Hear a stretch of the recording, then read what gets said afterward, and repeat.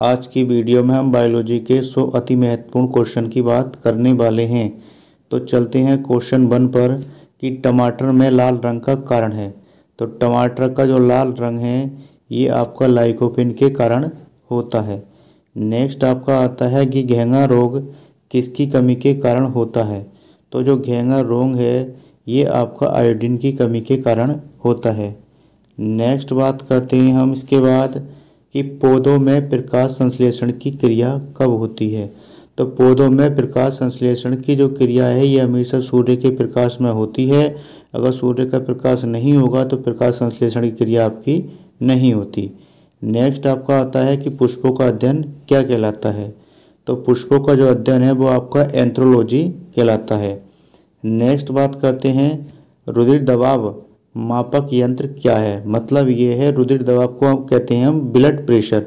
तो blood pressure मापने का जो यंत्र है वो आपका स्पिग्नोमैनोमीटर है। और स्वस्थ मनुष्य का जो बीपी होता है वो आपका 80 से लेकर 120 होता है। कितना होता है? 80 से लेकर 120 होता है। नेक्स्ट बात करते हैं इसके बाद हम नेक्स्ट आता है मानव शरीर की किस ग्रंथि को मास्टर ग्रंथि कहा जाता है। तो मानव शरीर की जो पीयूष ग्रंथि है इसे हम मास्टर ग्रंथि के नाम से भी जानते हैं। और पीयूष ग्रंथि ही मानव शरीर की सबसे छोटी ग्रंथि होती है। नेक्स्ट बात करते हैं हैजा के रोगाणुओं की खोज किसने की थी। तो हैजा के रोगाणुओं की खोज करने वाले वैज्ञानिक का नाम है रॉबर्ट कोच। नेक्स्ट आपका आता है कि पित्त कहाँ से स्रावित होता है। मतलब जो पित्त रस होता है जिसे इंग्लिश में बाइल जूस कहते हैं ये कहाँ से निकलता है। तो जो पित्त रस है वो आपका लीवर यानी यकृत से निकलता है। अगर क्वेश्चन यहाँ पर यह होता कि पित्त रस जमा कहाँ पर होता है तो पित्त रस जमा होता है पित्ताशय में, निकलता है लीवर से। नेक्स्ट बात करते हैं इसके बाद हम कि मनुष्य के मस्तिष्क का सबसे बड़ा भाग कौन सा होता है।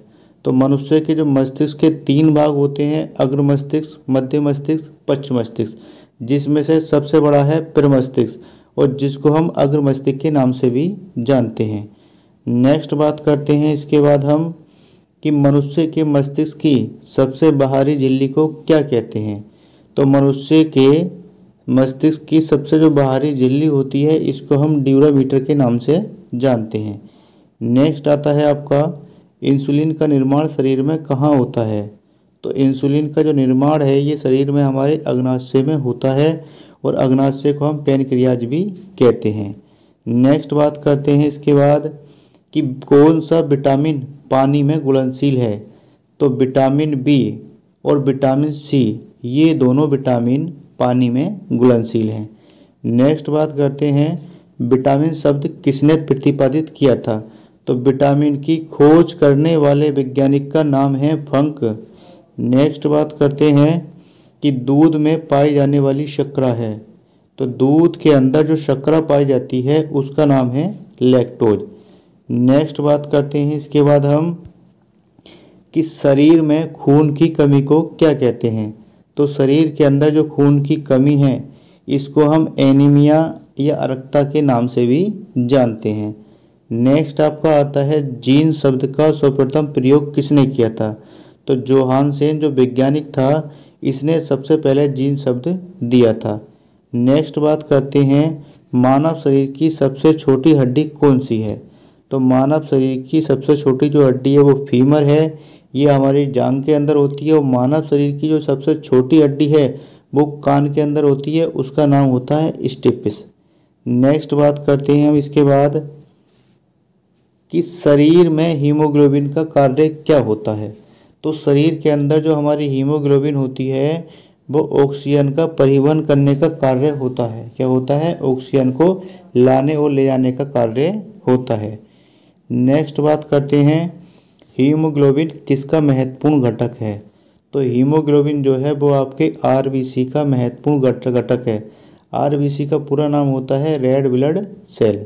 नेक्स्ट बात करते हैं मनुष्य में क्रोमोसोम की संख्या कितनी है। तो मनुष्य के अंदर जो क्रोमोसोम होते हैं यानी गुणसूत्र जो होते हैं वो आपके 46 होते हैं। नेक्स्ट बात करते हैं मनुष्य में सबसे लंबी कोशिका कौन सी होती है। तो मनुष्य के अंदर सबसे लंबी जो कोशिका है वो आपकी होती है तंत्रिका कोशिका। नेक्स्ट बात करते हैं हम इसके बाद कि सबसे बड़ा अंडा किसका होता है। तो शुतुरमुर्ग का जो अंडा होता है वो आपका सबसे बड़ा होता है। नेक्स्ट आपका आता है स्कर्वी रोग किस विटामिन की कमी से होता है। तो स्कर्वी जो रोग है वो आपका विटामिन सी की कमी से होता है। नेक्स्ट बात करते हैं हम विटामिन ए की कमी से कौन सा रोग होता है। तो विटामिन ए की कमी से रतौंधी रोग होता है और इसके अलावा संक्रमण का खतरा भी विटामिन ए की कमी से ही होता है। नेक्स्ट बात करते हैं हम इसके बाद कोशिका भित्ति में मुख्य पदार्थ क्या पाया जाता है। तो कोशिका भित्ति में मुख्य पदार्थ सेलुलोज पाया जाता है। नेक्स्ट बात करते हैं मानव शरीर की सबसे छोटी हड्डी कौन सी होती है। तो मानव शरीर की जो सबसे छोटी हड्डी है उसका नाम है स्टेपिस और ये आपके कान के अंदर पाई जाती है। नेक्स्ट बात करते हैं मधुमेह की खोज किसने की थी। तो मधुमेह की जो खोज करने वाले वैज्ञानिक थे वो हैं बेंटिंग और बेस्ट। इन दोनों व्यक्तियों ने मधुमेह यानी डायबिटीज की खोज की थी। नेक्स्ट बात करते हैं कि पौधों में जल का परिवहन किसके माध्यम से होता है। तो पौधों में जल को ले जाने का जो कार्य होता है वो आपका जाइलम ऊतक का होता है। नेक्स्ट बात करते हैं इसके बाद मनुष्य के शरीर में कुल कितनी हड्डियां होती हैं। मनुष्य के शरीर में आपकी कुल 206 हड्डियां होती हैं। नेक्स्ट बात करते हैं मानव शरीर का रक्त बैंक या ब्लड बैंक किसे कहा जाता है। तो मानव शरीर का जो ब्लड बैंक है वो पीलिया को कहा जाता है। नेक्स्ट बात करते हैं जीव विज्ञान के जनक कौन हैं। तो जीव विज्ञान के जो जनक हैं वो आपके अरस्तु हैं। नेक्स्ट बात करते हैं इसके बाद मनुष्य के शरीर की सर्वाधिक शक्तिशाली पेशी कौन सी है। तो मनुष्य के शरीर की सबसे शक्तिशाली जो पेशी है वो आपकी है जबड़े की पेशी। नेक्स्ट आपका आता है वनस्पति विज्ञान के जनक कौन हैं। तो वनस्पति विज्ञान के जो जनक हैं वो आपके थियोफ्रिटस हैं। नेक्स्ट आपका आता है कुनैन किस रोग की दवा है। तो कुनैन जो है आपकी ये मलेरिया रोग की दवा है। नेक्स्ट आपका आता है इसके बाद कौन सा जीव प्लेग रोग से फैलता है। कौन सा जीव प्लेग रोग फैलाता है। तो चूहा जो होता है ये आपका प्लेग रोग फैलाता है। नेक्स्ट बात करते हैं स्वस्थ मनुष्य में प्रति मिनट हृदय स्पंदन कितनी बार होता है। तो ये आपका कितना होता है 72 बार। नेक्स्ट आपका आता है एक सामान्य मनुष्य में कितना ब्लड होता है। तो एक अगर सामान्य मनुष्य है नॉर्मल मनुष्य तो उसमें 5 से 6 लीटर ब्लड होता है। अगर पूछा होता शरीर के भार का कितना होता है तो शरीर के भार का 7 से 8% होता है। कितना होता है 7 से 8%। नेक्स्ट बात करते हैं इसके बाद हम कि प्रकाश की चाल सर्वाधिक होती है। तो प्रकाश की जो चाल है वो सबसे अधिक किसमें होती है निर्वात में होती है। नेक्स्ट बात करते हैं हमारे शरीर में प्रोटीन का पाचन किस अंग में होता है। तो बड़ी आंत में किसका पाचन होता है प्रोटीन का पाचन होता है। नेक्स्ट बात करते हैं फूल गोभी का खाने योग्य भाग कौन सा है। तो जो पुष्करम होता है ये फूल गोभी का खाने योग्य भाग होता है। नेक्स्ट बात करते हैं इसके बाद कि तारपीन का तेल कहाँ से प्राप्त किया जाता है। तो तारपीन का जो तेल है वो आपका चीड़ के पेड़ से प्राप्त किया जाता है। नेक्स्ट आता है रुधिर कैंसर का दूसरा नाम क्या है। तो रुधिर कैंसर का दूसरा नाम आपका ल्यूकीमिया है। नेक्स्ट आपका आता है कौन सा रक्त समूह का व्यक्ति सभी से रक्त ले सकता है। तो जिस व्यक्ति का ब्लड ग्रुप ए बी होता है तो ये व्यक्ति किसी से भी ब्लड ले सकता है क्योंकि ए बी जो ब्लड ग्रुप होता है इसको हम सर्वग्राही कहते हैं।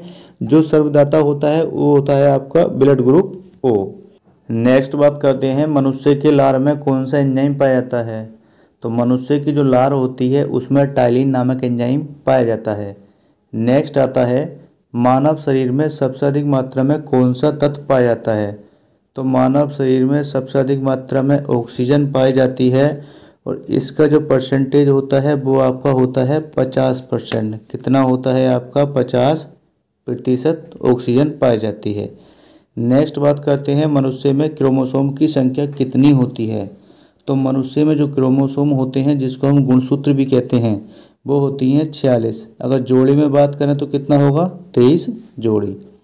नेक्स्ट बात करते हैं इसके बाद हम कि बोटनी शब्द की उत्पत्ति किस भाषा के शब्द से हुई है। तो बोटनी शब्द की जो उत्पत्ति है ये आपकी ग्रीक भाषा के शब्द से होती है।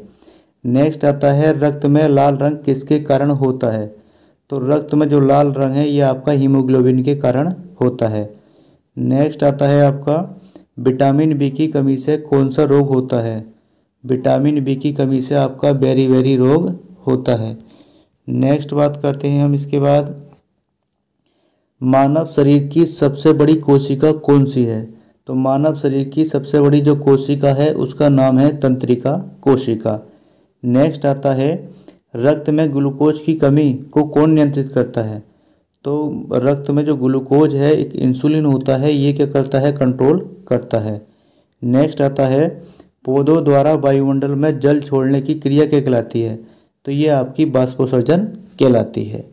नेक्स्ट बात करते हैं वह धातु कौन सी है जो विटामिन बी12 की एक घटक है। तो विटामिन बी12 में कोबाल्ट पाया जाता है और विटामिन बी12 का जो रासायनिक नाम है वो है साइनोकोबालामिन।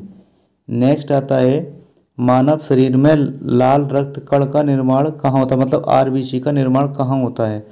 तो मानव शरीर के अंदर जो आरबीसी का जो निर्माण होता है वो आपके अस्थि मज्जा यानी बोन मैरो के अंदर होता है। नेक्स्ट आता है मनुष्य के शरीर की सबसे बड़ी ग्रंथि कौन सी होती है। तो मनुष्य के अंदर जो सबसे बड़ी ग्रंथि है वो आपकी यकृत यानी लीवर होती है और जो सबसे छोटी ग्रंथि होती है वो आपकी पीयूष ग्रंथि होती है। नेक्स्ट बात करते हैं इसके बाद हम कि गाय के दूध का रंग किसकी मौजूदगी के कारण थोड़ा पीला होता है। तो गाय का जो दूध होता है वो पीला वो केराटिन के कारण होता है। नेक्स्ट आता है विटामिन ई का रासायनिक नाम क्या है। तो विटामिन ई का जो रासायनिक नाम है वो है आपका टोकोफेरोल। नेक्स्ट आपका आता है कि टाइफाइड से शरीर का कौन सा अंग प्रभावित होता है। तो टाइफाइड की अगर बात करें तो इसमें आंत प्रभावित होती है पेट की, जब अगर इसके अलावा भी अगर बात करते हैं पेचिस में भी आंत प्रभावित होती है, हैजा में भी आंत प्रभावित होती है और टाइफाइड में भी आंत ही प्रभावित होती है। नेक्स्ट बात करते हैं कि गाजर क्या है। तो गाजर जो है वो एक जड़ है, क्या है, जड़। नेक्स्ट आता है गाजर का रंग किसकी मौजूदगी के कारण पीला होता है। तो गाजर का जो रंग होता है नारंगी, क्या नारंगी, पीला नहीं, तो गाजर का नारंगी रंग कैरोटीन के कारण होता है। नेक्स्ट बात करते हैं इसके बाद हम कि कौन सा विटामिन बच्चों को रिकेट्स रोग से बचाता है। तो जो विटामिन डी है ये बच्चों को रिकेट्स रोग से बचाता है। नेक्स्ट आता है कि बांस को किस में वर्गीकृत किया जाता है। अब जो बांस होती है ये घास के अंतर्गत आती है। नेक्स्ट आता है आनुवांशिकी के जनक वैज्ञानिक कौन है, मतलब ये है आनुवांशिकी के पितामह किसे कहा जाता है। तो वो हैं आपके मेंडल।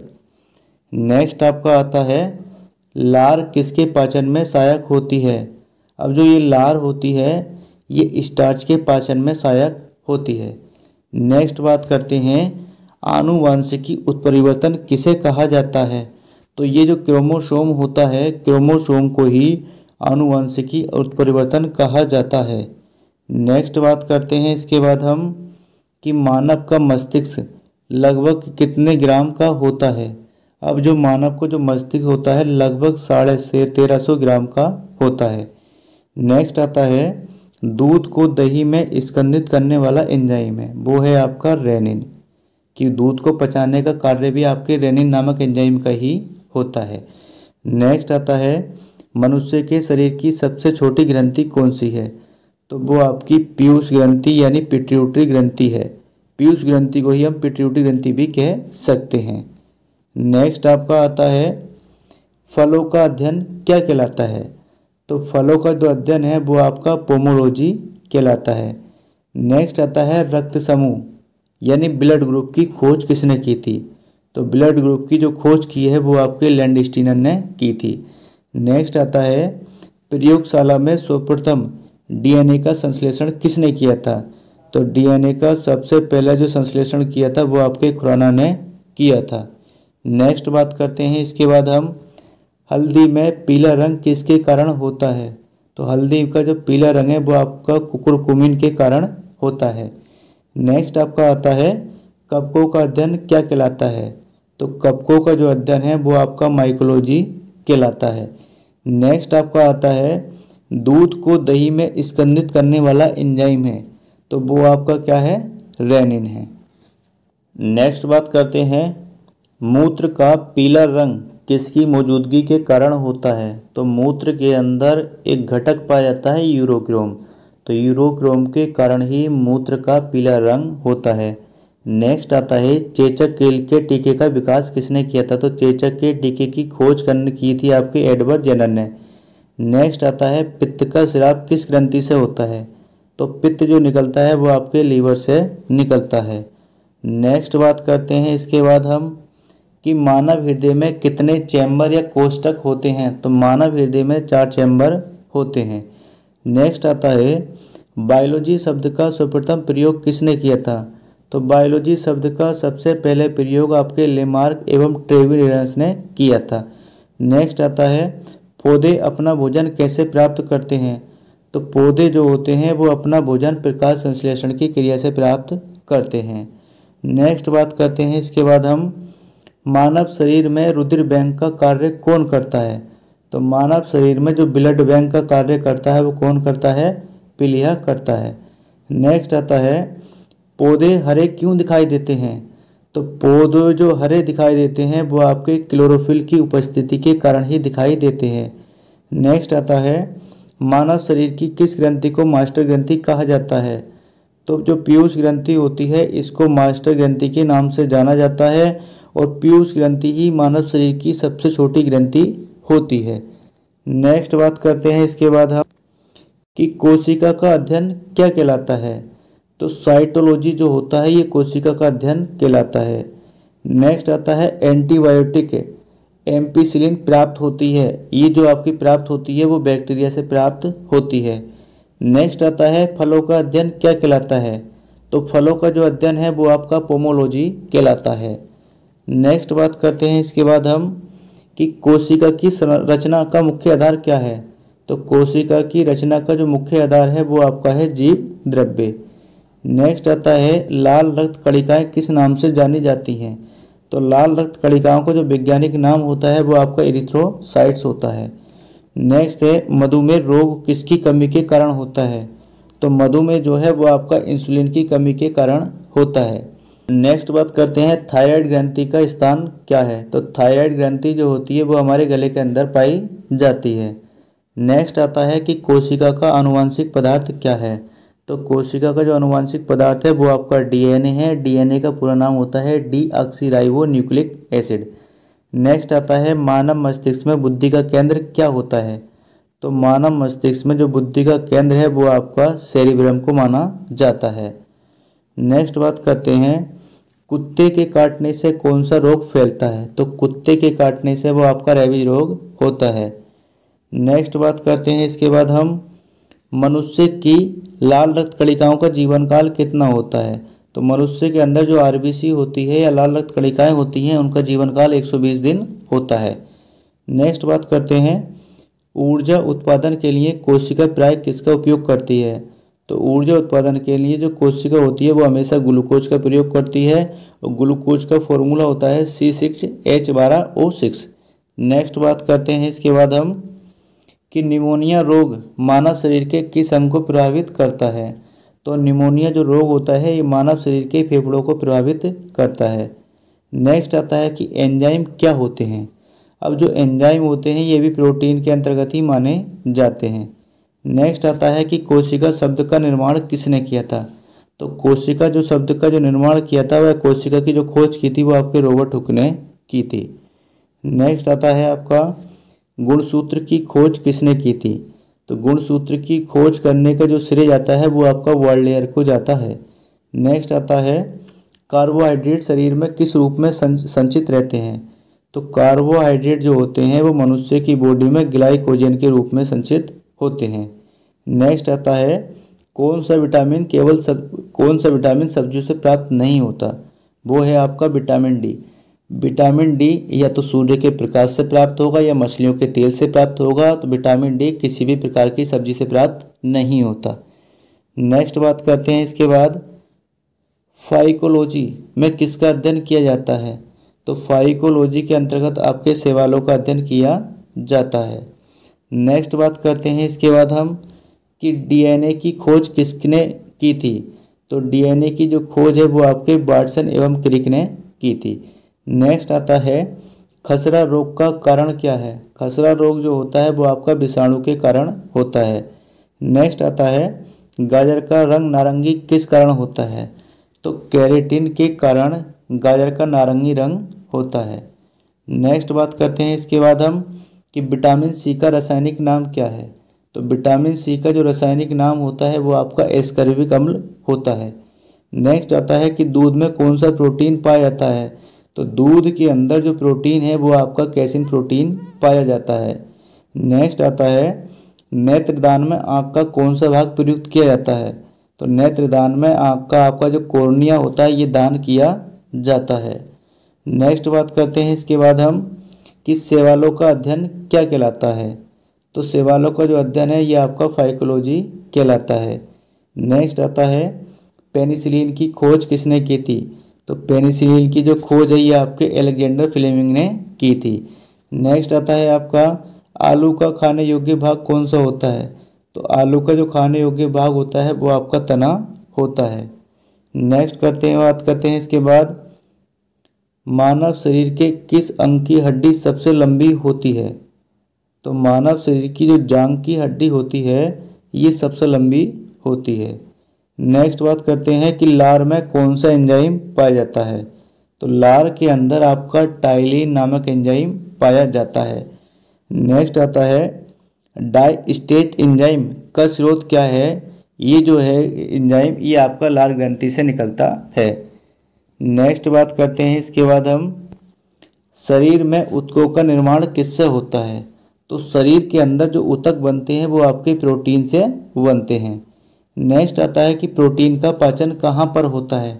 तो प्रोटीन का जो पाचन होता है वो आपके कहाँ पर होता है? छोटी आंत में होता है। नेक्स्ट आता है कि टिक्का रोग किस फसल से संबंधित है?